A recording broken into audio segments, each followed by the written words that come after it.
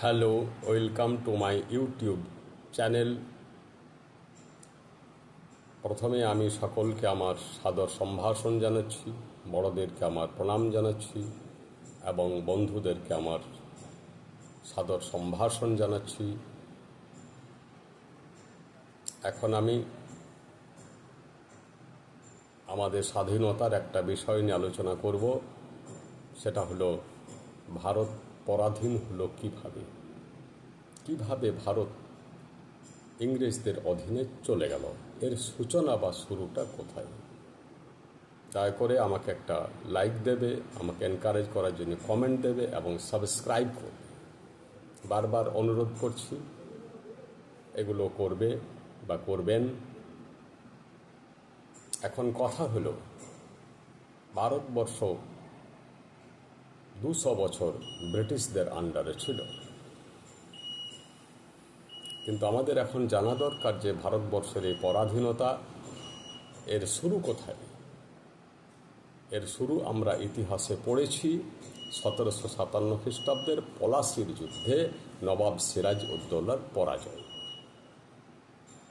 এই পরাজয়ের পিছনে যেসব দুরভিসন্ধিমূলক লোক ছিলেন, তারাই আসলে ব্রিটিশ রাজত্ব ভারতবর্ষে বা বাংলায় সূচনা হওয়ার জন্য দায়ী। আমাদের জানা দরকার যে নবাব সিরাজউদ্দৌলা অনেকটাই স্বাধীনচেতা পুরুষ ছিলেন এবং তিনি বুঝতে পেরেছিলেন যে ব্রিটিশরা ভারতের পক্ষে বা বাংলার পক্ষে ভালো কিছু নয়। ব্রিটিশরা বাণিজ্য করতে এসেছে এবং তার জন্য এখানে সেখানে তারা কুঠি গেড়ে চলেছে, যাকে বলা হয় কলোনাইজেশন করে চলেছে। এবং ক্রমে ক্রমে তারা এইভাবে আমাদের দেশটাকে দখল করার একটা ষড়যন্ত্র করেছে। প্রথমে এদেরকে খুব ছোট মনে হলেও এই চারা গাছ ক্রমশ মহিরুহের রূপ ধারণ করবে, সিরাজ এটা বুঝেছিলেন। কিন্তু সিরাজের বিরুদ্ধে বহু ষড়যন্ত্রকারী স্বার্থান্বেষী লোক ছিলেন।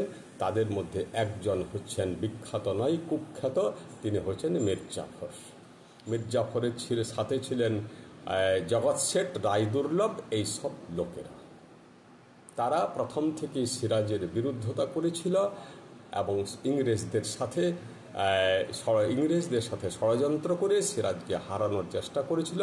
কারণ এদের ছিল ব্যক্তি স্বার্থ, ইংরেজদের সাথে চুক্তি করে নানা ধরনের ফ্যাসিলিটিজ পাওয়ার ইচ্ছা এদের প্রথম থেকেই ছিল। তাই যুদ্ধের আগে থেকেই এই দুই পক্ষের মধ্যে প্রচণ্ড মতবিরোধ, ঝগড়া চলছিল। তথাপি যুদ্ধ শুরু হয়ে গেল 1757 খ্রিস্টাব্দের 23শে জুন পলাশির প্রান্তরে। এখন কথা ছিল যে মির্জাফর তার সেনাবাহিনী নিয়ে সিরাজকে সাহায্য করবে, সহযোগিতা করবে। কিন্তু এখানে মির্জাফর সাংঘাতিকভাবে বিশ্বাসঘাতকতা করেছিল। সে যুদ্ধক্ষেত্রে ব্রিটিশদের দিকে যোগদান করেছিল এবং অনেকটা সে নিরপেক্ষ ছিল। সিরাজের পরাজয়ের চেষ্টা করছিল, ইংরেজদেরকে জেতানোর চেষ্টা করেছিল। সিরাজের যে লোক মীরমদন এবং মোহনলাল যুদ্ধক্ষেত্রে সাংঘাতিক পারদর্শিতা দেখিয়েছিলেন এবং প্রাণ দিয়েছিলেন, শহীদ হয়েছিলেন তারা। তো সিরাজ তো পরাজিত হয়ে গেল।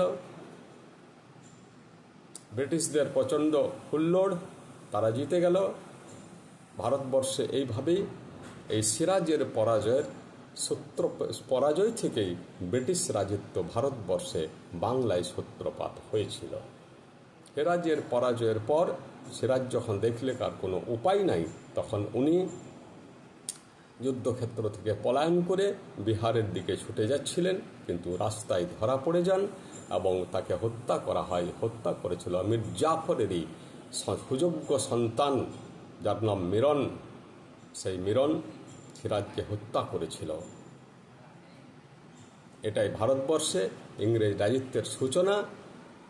এখানে আরেকটা কথা জানা দরকার যে ভারতবর্ষের এই পরাধীনতার জন্য ভারতবাসী নিজেও কম দায়ী নয়। ভারতবাসীর মধ্যে অন্ধবিশ্বাস, কুসংস্কার, এইসব নানা ধরনের জিনিস ছিল। তাছাড়া ব্রিটিশদেরকে তারা বেশিরভাগ বাঙালি মোটেই ইংরেজদেরকে শত্রু হিসাবে বুঝতে পারে নাই। তারা যখন আশ্চর্য লাগে, যখন ওই কর্নেল ক্লাইভের জয় হলো, তখন কর্নেল ক্লাইভকে মালা পরাইতে, তার গলায় মালা মানে তাকে সম্মানিত করার জন্যে, আনুষ্ঠানিকভাবে সম্মানিত করার জন্য যে কত হাজার হাজার লোক বাঙালি তথা ভারতবাসী তাকে ওই সম্মানিত করার জন্য কর্নেল ক্লাইভের দিকে ছুটেছিল, তার গলায় মালা দিয়েছিল, তার হিসাব পাওয়া যায় না। এবং এখানেই বাঙালির লজ্জা, ভারতবাসীর লজ্জা। এবং আরেকটা কথা বলে রাখি, যুদ্ধের কিছুদিন পর ওই কর্নেল ক্লাইভ বলেছিলেন যে পলাশির যুদ্ধ যখন হচ্ছিল, তখন পলাশির প্রান্তরে যে সংখ্যক ভারতবাসী বা বাঙালি যাই বলুন বা দর্শক যাই বলুন, এরা যে দেখতে এসেছিল, তাদের সংখ্যা ছিল প্রচুর সংখ্যা, হাজার হাজার লোক পলাশির প্রান্তরে এই যুদ্ধটাকে দর্শন করতে সমবেত হয়েছিল। তিনি বললেন যে এরা যদি যে এত সংখ্যক ভারতবাসী, তিনি বললেন যে এত সংখ্যক ভারতবাসী এসেছিল যে তারা যদি প্রত্যেকে একটা করে ঢিল ছুড়ে দিত, তাহলে আমাদের বাহিনী মাটির সাথে মিশে যেত। কিন্তু হায় মূর্খ ভারতবাসী কেবল দর্শকের ভূমিকা পালন করেছিল সেদিন।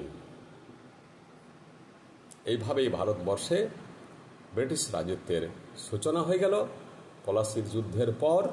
তারপর মীর জাফরকে মসনদে বসানো হয়েছিল। মীর জাফর তো যা ভেবেছিল তা হলো না। মীর জাফর ভেবেছিল সিরাজ মারা গেলে তার অনেক সুবিধা হয়ে যাবে, কিন্তু ইংরেজরা মীর জাফরকে প্রচণ্ড চাপে রেখেছিল এবং মীর জাফরকে শেষ পর্যন্ত মসনদ ছাড়তে হয়েছিল। তারপর মীর জাফরের জামাতা মীর কাসিমকে সিংহাসনে বসানো হলো। মীর কাসিমের অবস্থাও তাই হলো।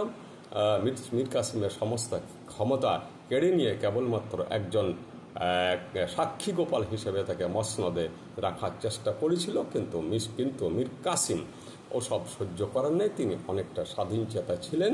তাই পুনরায় আবার ঘটে গেল বক্সারের যুদ্ধ 1764 খ্রিস্টাব্দে। আবার সেই ইংরেজদের বিজয়। এই বক্সারের যুদ্ধের পরে বক্সারের যুদ্ধের ফলে বাংলায় ইংরেজ শাসন একেবারে সুপ্রতিষ্ঠিত হয়ে গেল, আটন গেড়ে বসে গেল। এটাই ভারতবর্ষের পরাধীনতার সূচনা। ধন্যবাদ।